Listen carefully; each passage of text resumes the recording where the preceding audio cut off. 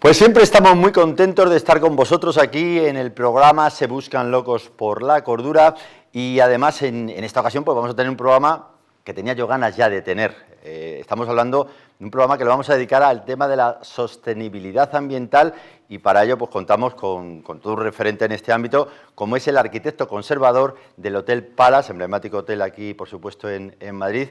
Como decía, el arquitecto conservador, nuestro amigo Pedro Castañeda, que nos va a acompañar. Posteriormente ya sabéis que siempre tenemos nuestra sección, vuestra sección España Calidad, y en ella vamos a hablar también de energía con una gran empresa como es Photoenergy y su directora general, Mónica Rodríguez. Todo ello en un momentito aquí, ya sabéis, en vuestro espacio, en vuestro programa Se Buscan Locos, por supuesto, por la cordura.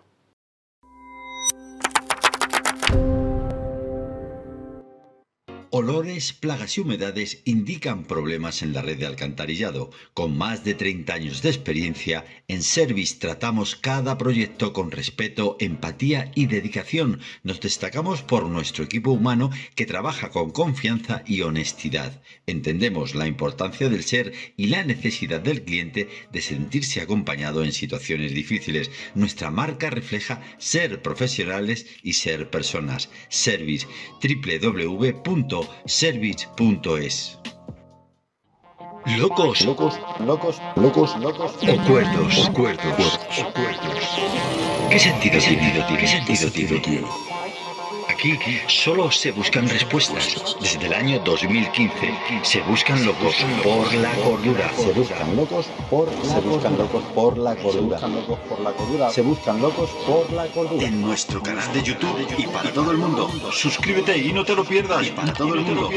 Un programa presentado por José Macías. Suscríbete y no te lo pierdas.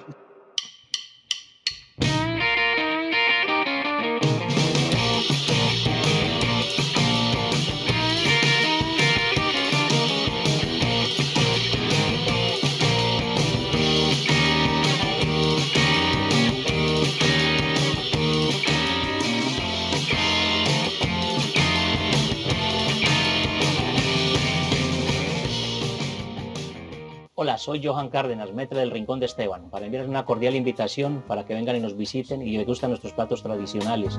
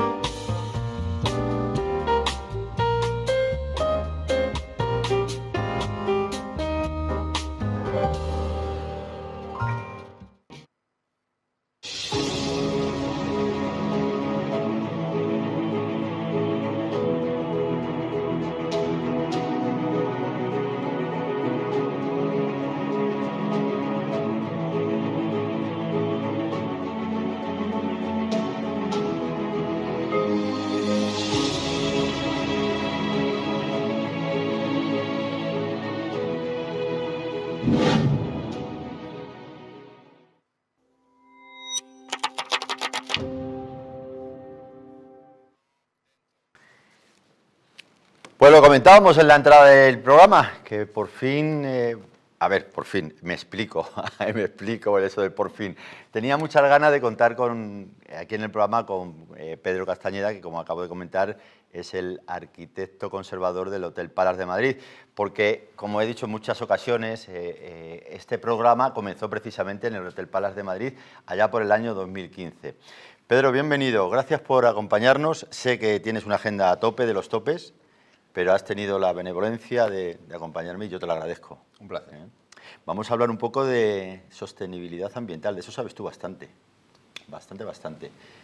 Y la primera pregunta, yo voy directo ya al grano, ¿te parece bien? Adelante. Sí. Vale, la primera pregunta, ¿qué significa para ti esto de la sostenibilidad ambiental en términos, en primer lugar, personales y luego profesionales? Bueno, personales muchísimo, porque es uno de los dos motivos que tengo yo para levantarme cada mañana. Uno de ellos es cuidar de esa joya de edificio que tenemos todos los madrileños en la Plaza de Neptuno de Madrid. Totalmente. y el otro es procurar que el impacto de nuestra actividad como hotel de lujo sea el menor posible en términos ambientales, que es el motivo de este programa, y el mayor posible en el aspecto social, es decir, que nosotros causemos un buen impacto en el entorno en el que estamos dentro de la ciudad. Luego, la sostenibilidad para mí es mi motivación, una de mis dos motivaciones cada mañana. Lo que acabas de decir es muy bonito y a mí me consta que por supuesto es así, ¿no? Eso de levantarte todas las mañanas con ese motivo. Oye, ¿cuánto ha cambiado la ingeniería en los últimos años respecto a la protección del medio ambiente? Yo creo que lo que ha cambiado no es tanto la ingeniería, que en el fondo siempre ha estado ahí, es algo que se va descubriendo, ha cambiado la forma de pensar de los individuos, ha cambiado la forma de ver cuál es la posición del ser humano dentro del planeta Tierra. Ocurrió un fenómeno que empezó allá por el año 1850 con la Revolución Industrial, que es cuando el ser humano empezó a extraer excesiva cantidad de combustibles fósiles de la Tierra para poder generar energía y poder llevar adelante todo su desarrollo como sociedad y como industria en los países occidentales. Eso fue un gran error. Y no fue un gran error, creo que fue un gran acierto. Lo que pasa es que nos tocó a unos hacerlo primero y otros lo están queriendo hacer después. Yo creo que ahí se produjo un punto de inflexión en la historia de la Tierra, y es que se estaban poniendo las bases de lo que ahora estamos viviendo, que se llama el antropoceno. Es decir, es el ser humano, una de las especies habitantes de la Tierra, la que está modificando cómo se comporta la Tierra y cuál es su vida y cuál es su expectativa de vida tal cual la conocemos ahora. ¿Crees que, o en vez de crees, no, cuáles son los principales errores, crees tú, que se siguen cometiendo a nivel técnico en cuestiones ambientales? Yo creo que los principales errores no son errores, quizás son faltas de conocimiento. Es decir, yo soy muy partidario de que haya una divulgación de todas las motivaciones y de todas las razones que hay, que son absolutamente incuestionables, que son todas aquellas basadas en science-based targets, lo llaman en inglés, ¿no? Son los objetivos basados en la ciencia.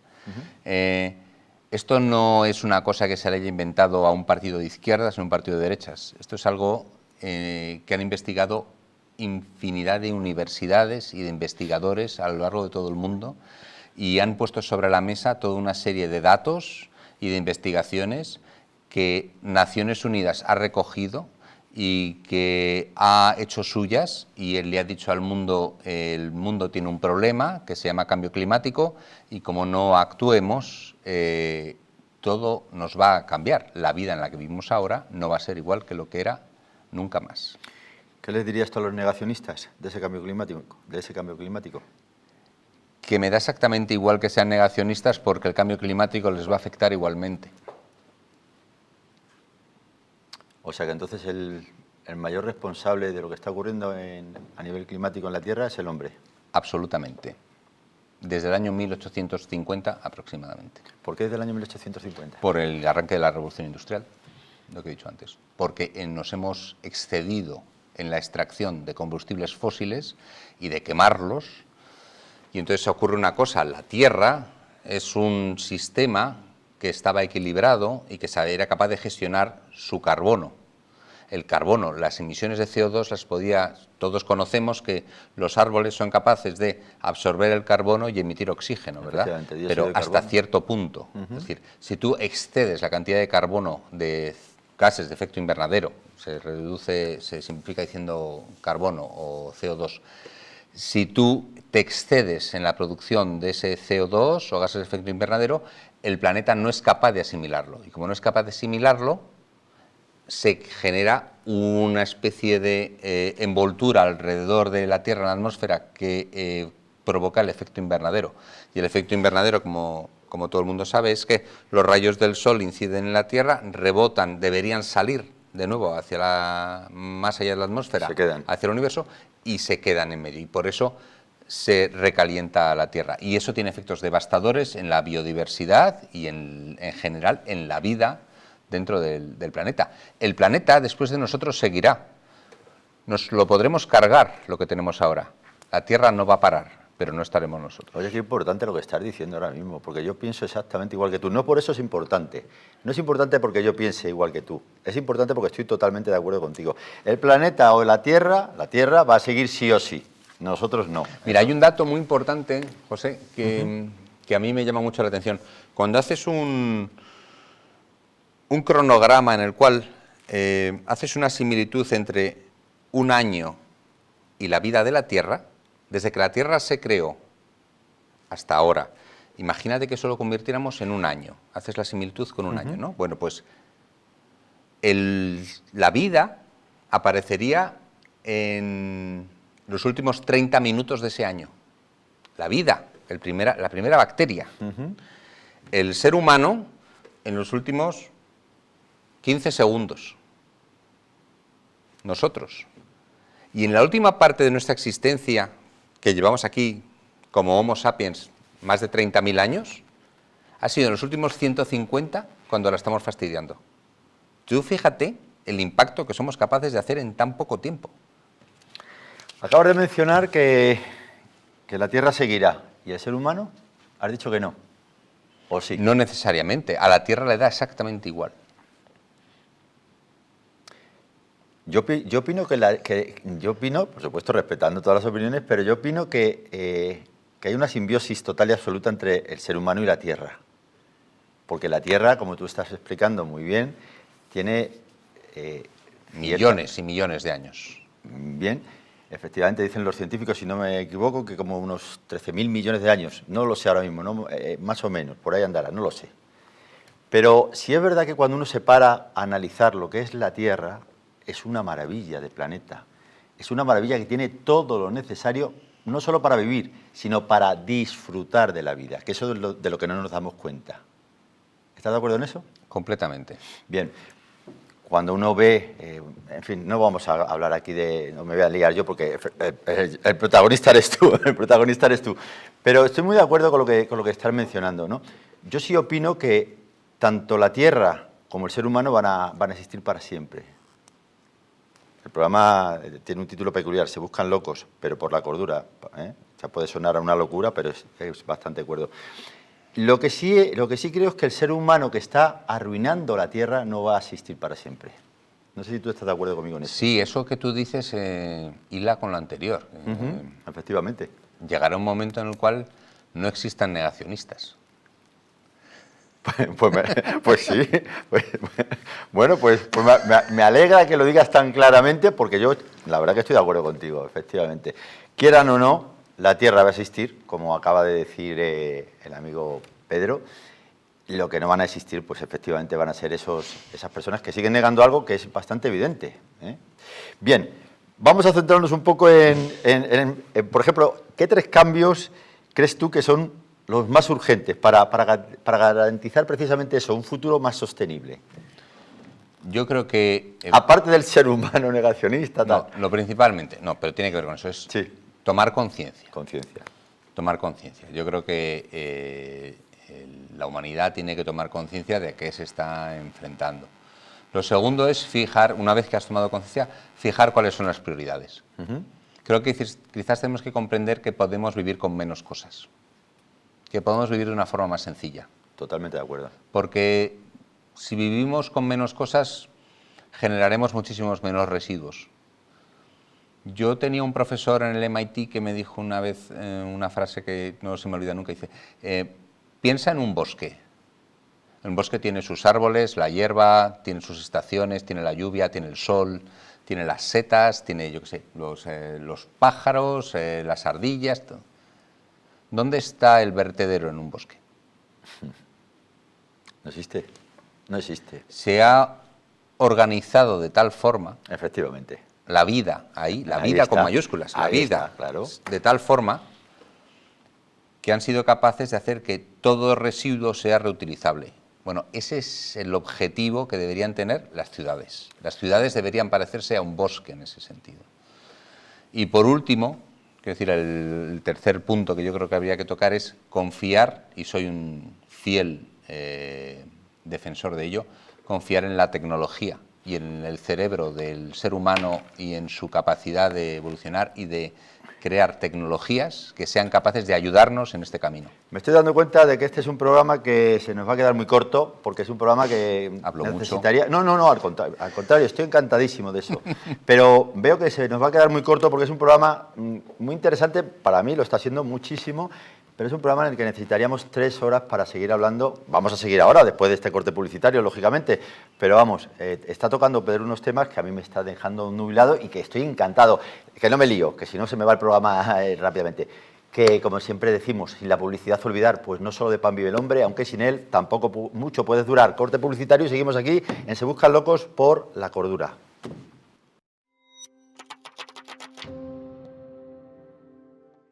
Olores, plagas y humedades indican problemas en la red de alcantarillado. Con más de 30 años de experiencia, en Service tratamos cada proyecto con respeto, empatía y dedicación. Nos destacamos por nuestro equipo humano que trabaja con confianza y honestidad. Entendemos la importancia del ser y la necesidad del cliente de sentirse acompañado en situaciones difíciles. Nuestra marca refleja ser profesionales y ser personas. Service, www.service.es.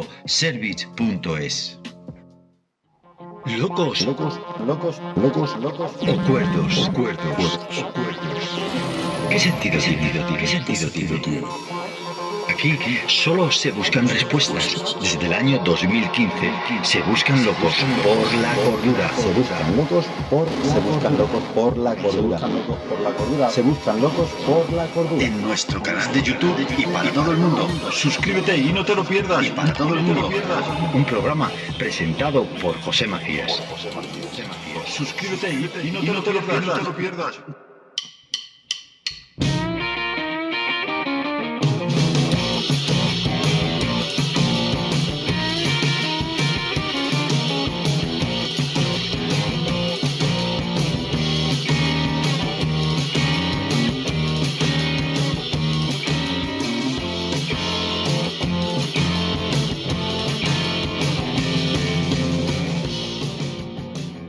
Hola, soy Johan Cárdenas, maître del Rincón de Esteban, para enviarles una cordial invitación para que vengan y nos visiten y degustan nuestros platos tradicionales.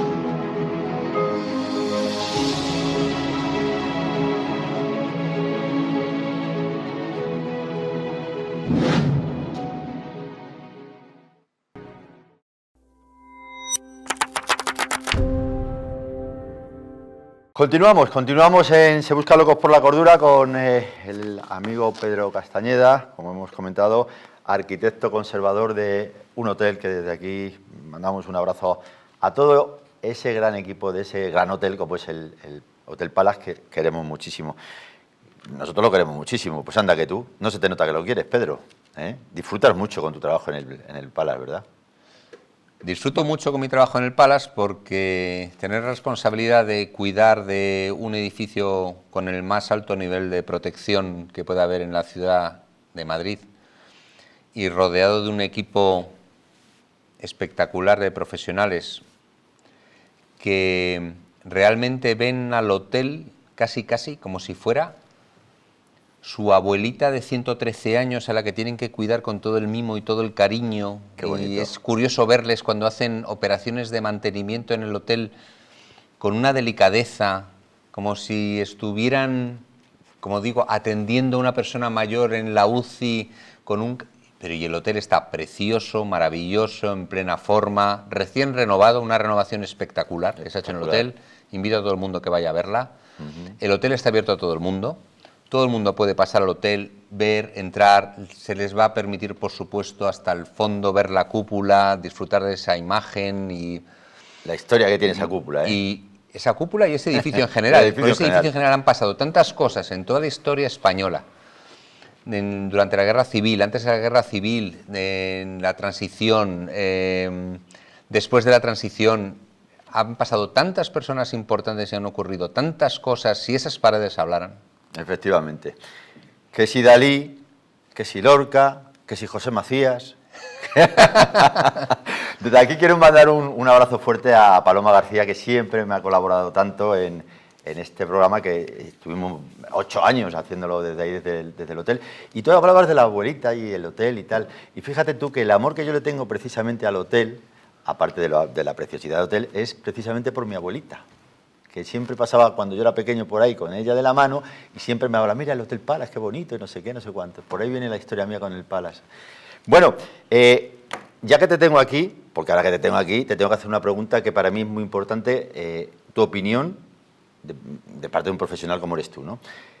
Hace poco hablamos contigo estamos hablando de sostenibilidad, etcétera, etcétera. Hace poco hablé contigo de un sistema que es, bueno, tenemos que decir que este programa, como bien sabéis, está patrocinado por esa empresa que queremos tanto, no solo porque patrocina el programa, gracias a ellos podemos estar aquí, sino porque además están muy metidos en todo esto de cuidar, ¿no? De cuidar del medio ambiente y demás. Entonces, te comenté, estuvimos hablando de un sistema que es el Terliner, que es sabe muy bien, la obtención de energía de las aguas residuales. ¿Qué te parece a ti ese sistema, sinceramente? A mí, sinceramente, me parece un sistema muy interesante, muy ingenioso, va en la línea de lo que hablaba antes de la pausa, que tiene que ver con la economía circular y con cómo funciona un bosque, es decir, el ser capaces de obtener energía a partir de aquello que vamos a desechar es exactamente en lo que consiste en la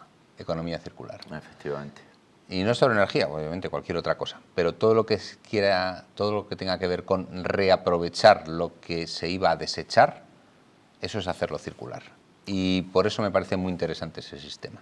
Entonces, cuando el director, Pedro Gallego, habla de economía circular, está diciendo lo que es la realidad, una economía circular. Correcto. Bueno, pues muchísimas gracias por esa reseña. No es una reseña de Google, sino mucho más importante, viniendo de una persona como tú. Oye, ¿qué tipo de energía crees tú, hablando de energía, qué tipo de energía crees que debería tener más protagonismo en los próximos años?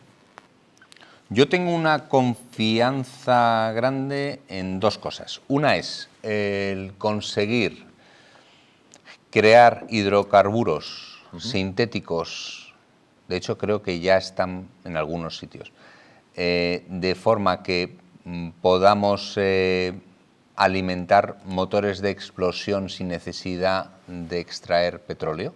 ¿Cómo se hace eso? Pues un hidrocarburo, como su nombre indica, mezclas el hidrógeno con el carbono. El hidrógeno lo puedes obtener de forma limpia rompiendo la molécula del agua con, por ejemplo, energía solar fotovoltaica. Y tú separas ahí el oxígeno del hidrógeno y ese hidrógeno lo juntas con el carbono que, por ejemplo, has capturado en las cercanías de un aeropuerto como el de Madrid, y podrías crear un hidrocarburo válido para ser combustible de las aeronaves que salen del aeropuerto de Madrid. Esto es espectacular. Solo de escucharlo ya suena espectacular.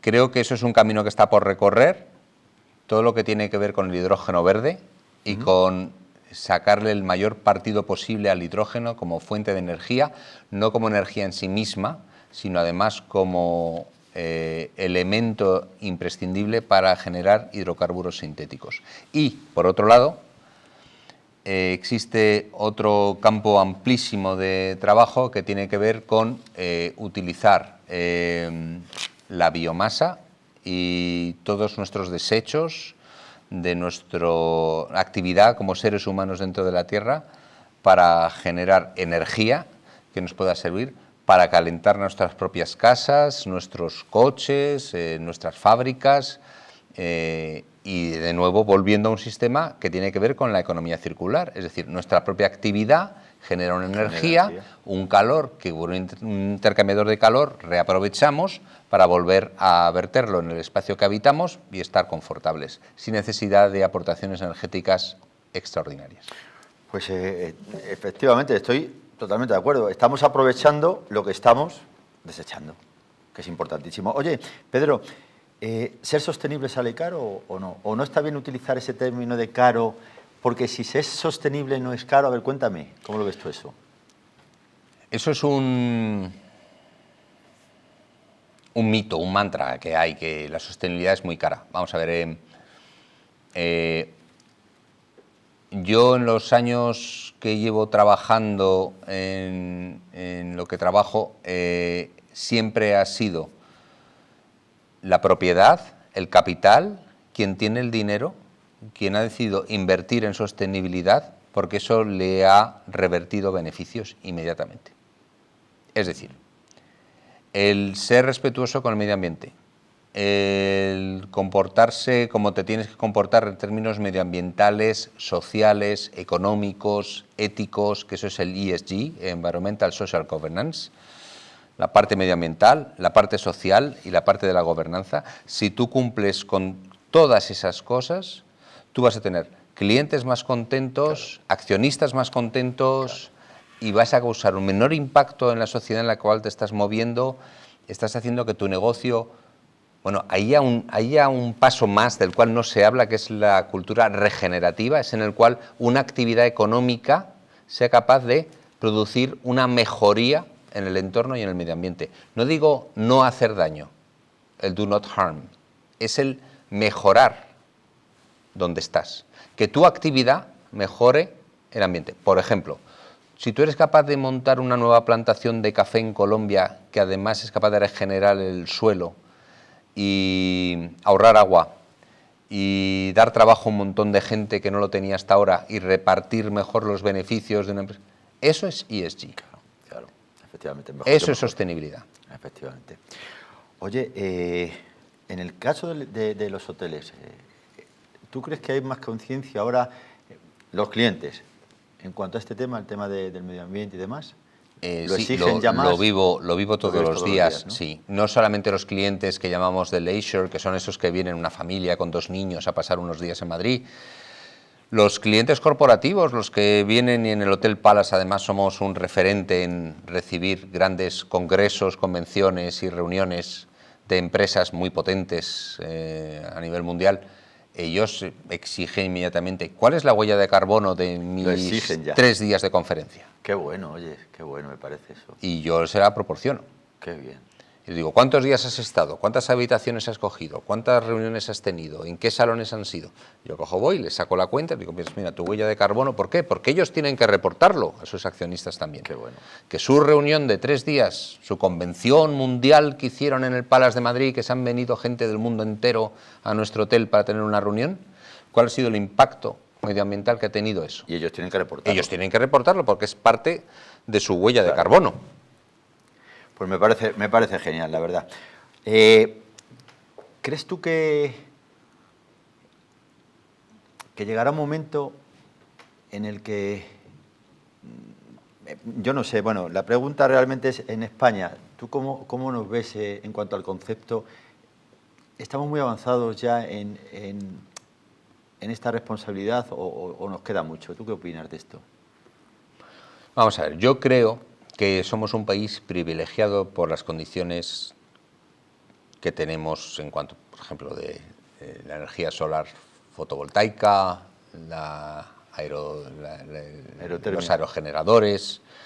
Te voy a contar una cosa, dicen, no los llames molinos porque no muelen nada, son aerogeneradores. Eso te lo regalo. No se dicen molinos de viento, ¿vale? Son aerogeneradores. Somos un país privilegiado en eso. Podemos aprovecharlo y lo estamos aprovechando.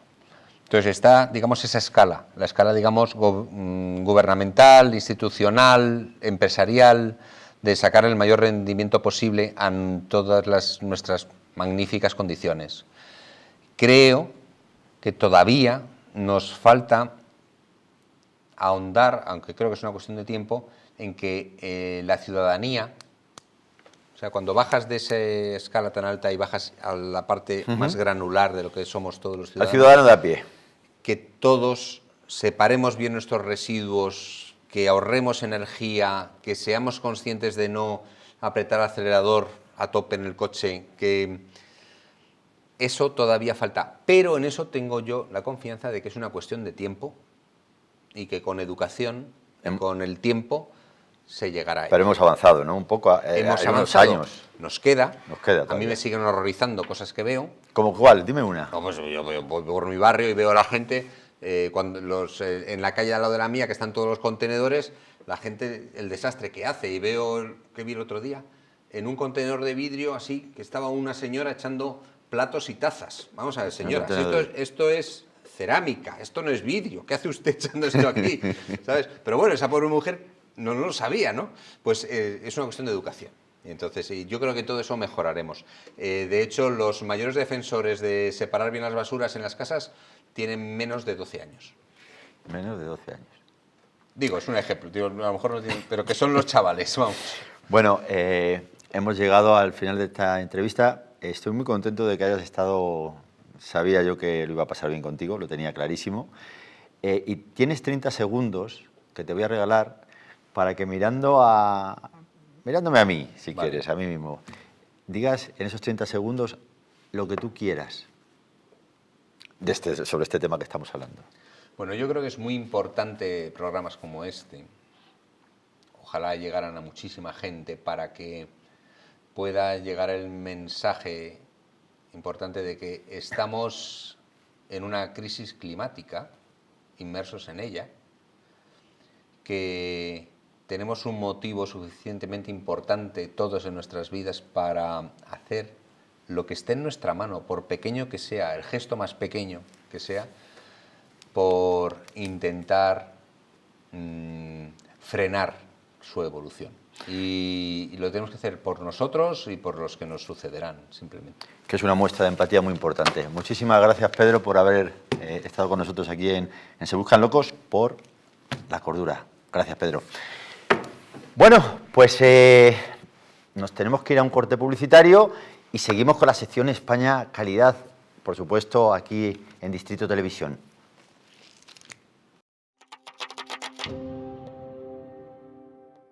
Olores, plagas y humedades indican problemas en la red de alcantarillado. Con más de 30 años de experiencia, en Service tratamos cada proyecto con respeto, empatía y dedicación. Nos destacamos por nuestro equipo humano que trabaja con confianza y honestidad. Entendemos la importancia del ser y la necesidad del cliente de sentirse acompañado en situaciones difíciles. Nuestra marca refleja ser profesionales y ser personas. Service, www.service.es. Locos, locos, locos, locos, locos o cuerdos, cuerdos. ¿Qué sentido tiene? ¿Qué sentido tiene? Aquí solo se buscan respuestas. Desde el año 2015 se buscan locos por la cordura. Se buscan locos por la cordura. Se buscan locos por la cordura. En nuestro canal de YouTube y para todo el mundo. Suscríbete y no te lo pierdas. Y para todo el mundo. Un programa presentado por José Macías. Suscríbete y no te lo pierdas.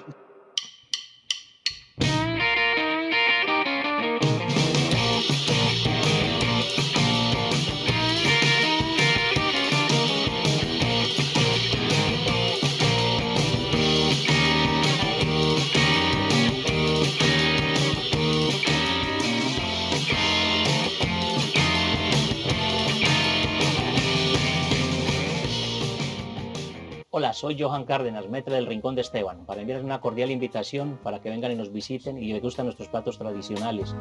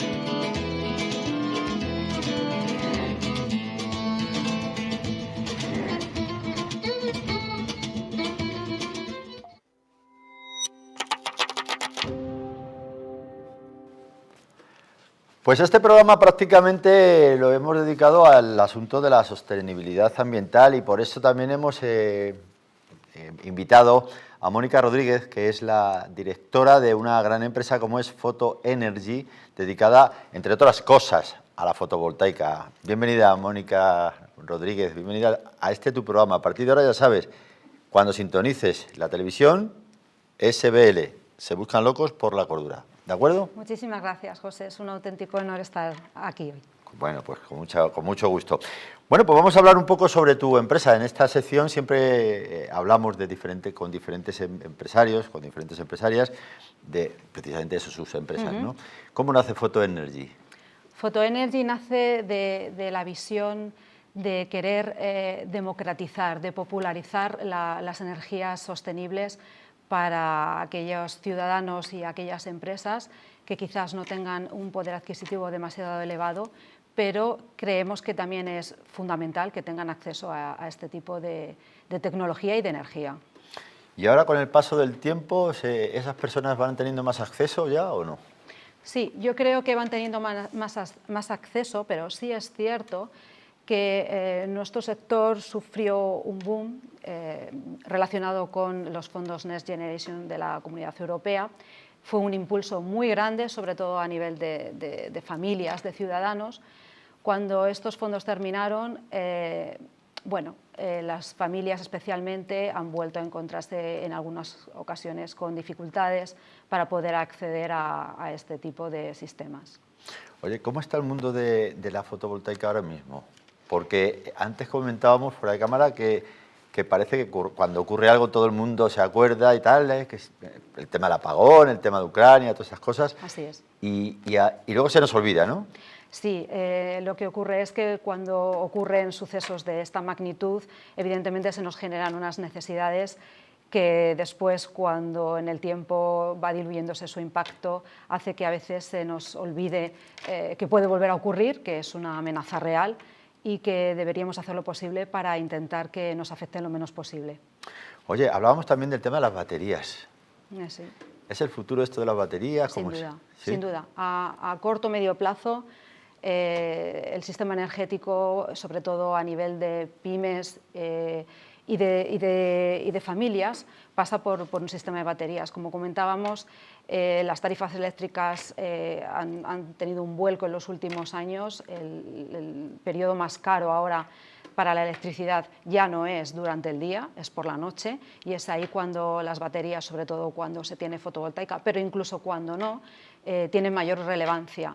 Por supuesto, además a eso le añadimos la independencia energética, fundamental para evitar problemas como han ocurrido recientemente con el apagón, incluso simplemente por esa necesidad de cada vez estar más aislado de todo aquello que afecta al mercado de la energía y que al final repercute en nuestros bolsillos siempre de forma negativa y que se escapa de nuestro control. Oye, dime si estoy bien con estos datos que te voy a dar. Con más de 700 megavatios instalados desde 2008, ¿no? En varios países. Eso es. ¿Cuál es la visión internacional de Photo Energy para los próximos años? Hay un mercado que es para nosotros muy interesante porque está emergiendo con mucha fuerza, muy impulsado también por sus propios gobiernos, que es Latinoamérica. Latinoamérica. Sí, sí. A nivel fotovoltaico y a nivel de electrificación de flotas, combinado con la fotovoltaica, es una parte del mundo que se está poniendo mucho las pilas con este tema y está haciendo grandes inversiones a nivel gubernamental. Ya. Oye, ¿cómo concibes tú el concepto de empresa con personalidad? Empresa con personalidad única en cada proyecto que abordáis. Bueno, para nosotros es fundamental definir el concepto a medida. Se habla mucho de proyectos a medida y muchas veces nos damos cuenta de que a medida es la cantidad, no la calidad ni la tipología del producto. La cantidad. Exacto, eso no es a medida. Ya. Entonces, para nosotros es fundamental que los proyectos sean verdaderamente a medida, buscando cuáles son las soluciones específicas en cada caso, idóneas, no solo para maximizar la inversión, sino para que energéticamente sean más eficientes y por tanto más sostenibles. Genial. Oye, antes de que se me olvide, vamos a dar la página web, para que luego nuestros compañeros pongan aquí el faldón. ¿Cuál es la página web de Photoenergy? www.photoenergy.es. Photoenergy, con Y. Exacto. Con Y, claro, .es. Eso es. Bien, pues ahí van a poner luego nuestros compañeros el faldón para que, si quieren recabar más información sobre vuestra empresa, puedan ponerse en contacto con vosotros. Fenomenal. ¿Qué criterio utilizáis, por ejemplo, para decidir entre paneles solares, baterías, aerotermia o puntos de recarga eléctrica? Es fundamental hacer un estudio exhaustivo de la pauta de consumo de cada cliente. Da igual si es una familia, es una empresa, una institución de cualquier tipo.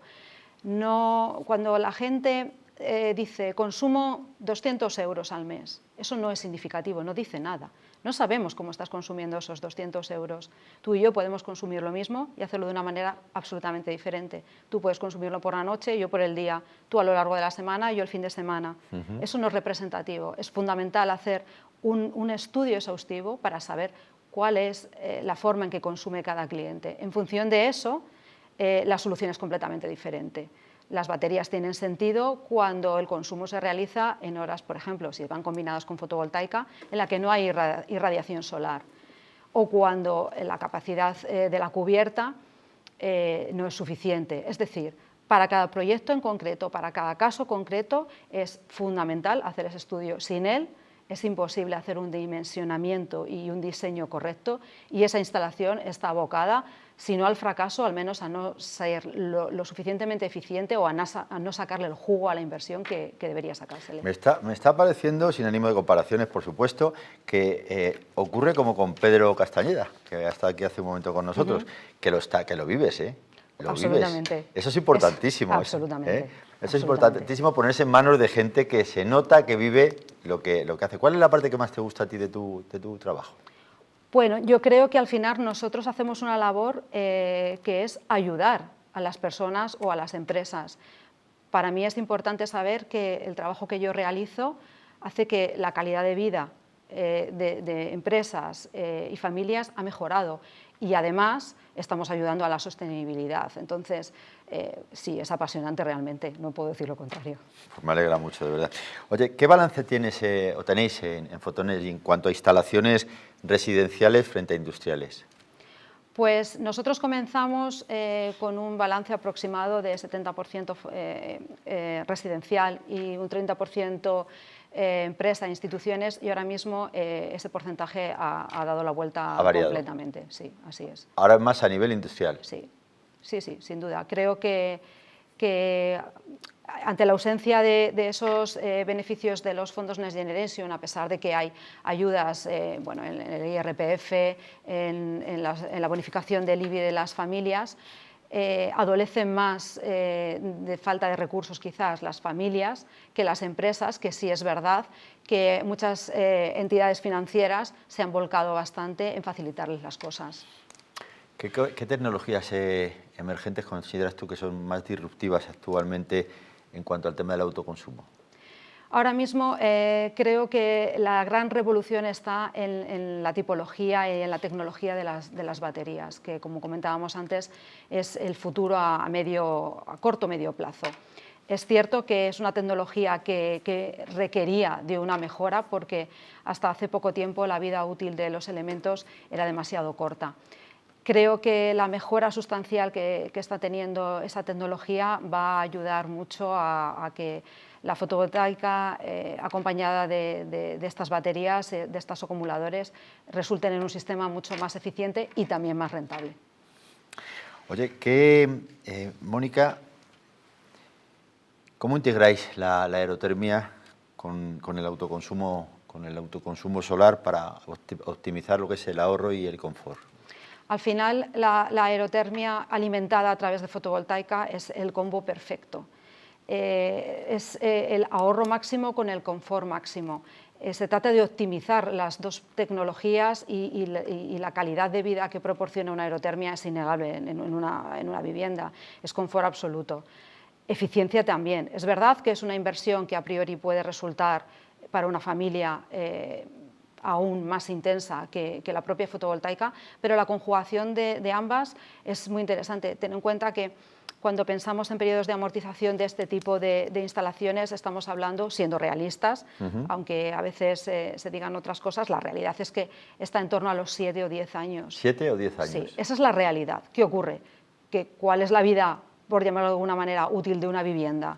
Si lo miramos proporcionalmente, no es grande. Y el confort, la eficiencia de la que podemos disfrutar realmente merece la pena. Cuando dices esa es la realidad, ¿por qué lo dices? Porque no siempre nuestro sector ha pecado de que, bueno, impulsado decir por cosas el boom, que no son reales. se han dicho cosas y se dicen cosas que no siempre son exactamente así. Y yo parto de la base de que como la vocación es ayudar a las familias o a las empresas, siempre hay que explicarles la verdad y además deben ser ellos quienes tomen sus decisiones en bases siempre a información veraz. Eso es fundamental. Eso es el ADN de la empresa. Al final es lo que funciona. Porque además es la forma de que las familias y las empresas se contagien y los sistemas energéticos eficientes y sostenibles se implanten. Pero tiene que ser siempre desde un planteamiento de la verdad, si no, no tiene sentido. Muy bien. Si yo, por ejemplo, te pongo un ejemplo, ¿no? Yo quiero instalar paneles solares en mi casa, ¿no? ¿Cuál es el proceso? El proceso que debería ser siempre, es, como hemos hablado, hacer un estudio de tu pauta de consumo. Sin eso no tiene sentido que hagas ninguna instalación. Después se te propondrá la solución más adecuada. Siempre hay que hacer una visita técnica para comprobar todos los detalles. No es lo mismo averiguar antes de que se realice una instalación si se puede cablear internamente, si puede ser fuera, dónde vamos a ubicar cada elemento, en qué estado se encuentran las cubiertas. Ese es el segundo paso. Y lo que los clientes siempre tienen que tener claro es que cuando se les entrega un proyecto y un presupuesto, tiene que estar todo muy claro y muy desglosado. Nada de, por poner un ejemplo, paneles de 600 vatios, marca media, disponibles. No, tienes que saber qué elementos exactamente van a ser los que van a instalar en tu cubierta. Es fundamental conocer todos los elementos, no solo el panel y no solamente el inversor. Y luego una cosa que para nosotros es absolutamente fundamental, tienes que saber quién va a realizar la instalación. Muchas empresas no tienen instaladores propios, al menos debes de saber quién va a realizar la instalación en tu casa. Porque, ¿qué ocurre? Nosotros hemos tenido que intervenir en instalaciones en las que lo que la empresa comercializadora había vendido y lo que finalmente la instaladora ha instalado no siempre es lo mismo. No tiene nada que ver. Entonces, es fundamental que sepas qué te van a instalar y quién lo va a hacer. Bien, ¿cuánto tiempo soléis tardar entre una instalación estándar, desde el estudio técnico hasta el arranque? ¿Cuánto tiempo se suele tardar? Si estamos hablando de un domicilio particular, desde que empezamos el estudio, el estudio siempre tardamos en torno... El estudio lo hacemos, digamos, en las primeras 24 o 48 horas, pero siempre después, como hemos hablado, hay que agendar una visita y comprobar el estado de la vivienda. Eso lo solemos hacer en 2 o 3 días posteriormente. Y después, desde que se decide la instalación hasta que se inicia y se realiza, no pasa más de 2 o 3 días. Es bastante rápido. En el caso de una vivienda unifamiliar, de una familia.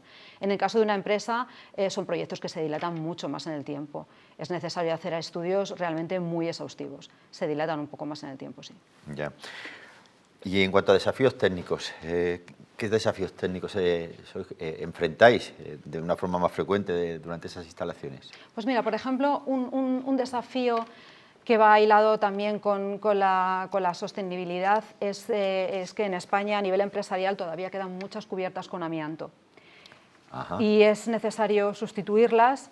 Y sí, es verdad que nosotros hemos profundizado mucho en soluciones que sean eficientes, que partan de esa sustitución del amianto, pero de una manera eficiente para que muchas empresas puedan permitirse hacer esa instalación, porque uno de los frenos, sobre todo para pymes, en polígonos de cualquier comunidad autónoma, pasa porque efectivamente a veces la sustitución de la cubierta es más cara que la propia instalación fotovoltaica. O sea que eso es claro y es básico. Fundamental. Efectivamente. Bueno, ¿cómo gestionáis la capacitación técnica continua de vuestro equipo? Nosotros trabajamos con los principales fabricantes a nivel mundial. Somos representantes e instaladores autorizados de marcas como Enphase, SolarEdge, SunPower, Fronius. Entonces, los propios fabricantes, por un lado, te obligan para ser instalación certificado a que la capacitación con ellos sea continua. Es lógico. Como es lógico. Claro. Tesla, por ejemplo, también es muy exhaustivo con esas cuestiones. Tesla. Sí. Tesla en baterías es bastante potente en nuestro ámbito. Y BYD, por ejemplo, te obligan a seguir un programa de formación muy exhaustivo y a pasar unos controles y unos exámenes cada prácticamente 3 meses. ¿Cada 3 meses? Sí.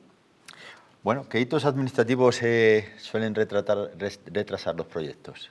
Bueno, afortunadamente, en la mayoría de las comunidades autónomas ya no es necesario pedir la licencia urbanística, sino que es suficiente con hacer una declaración responsable. Eso ha facilitado muchísimo las cosas. Antes ha habido ayuntamientos que han tardado más de 1 año en conceder esa licencia. Desde que el cliente decide hacer la instalación, pasa 1 año hasta que la puede hacer. Afortunadamente, eso se ha solucionado bastante. Los puntos de conexión a nivel de empresa es ahora uno de los puntos más candentes en cuanto a trabas administrativas, porque debe ser la distribuidora quien los conceda y no siempre son trámites fáciles ni sencillos. Nos tenemos que despedir, pero también te voy a ceder esos 30 segundos para que los utilices de la forma que tú creas conveniente. Venga, ahí tienes 30 segundos. Fenomenal. Pues yo lo que invito es a todas las familias que dispongan de un tejado y a todas las empresas que dispongan de una cubierta igualmente, a que por lo menos se animen a hacer un estudio para que sean conscientes de las posibilidades que tienen y vean que probablemente sea una de las inversiones más eficientes y rentables que pueden hacer. Pues muchísimas gracias, Mónica, por haber estado aquí con nosotros en el programa Se Buscan Locos por la Cordura. Bueno, que nos tenemos que despedir, que si Dios nos lo permite, nos volveremos a encontrar aquí en otra ocasión, como siempre ya sabéis, en Distrito Televisión, en vuestro espacio, en vuestro programa Se Buscan Locos, como siempre, por la Cordura.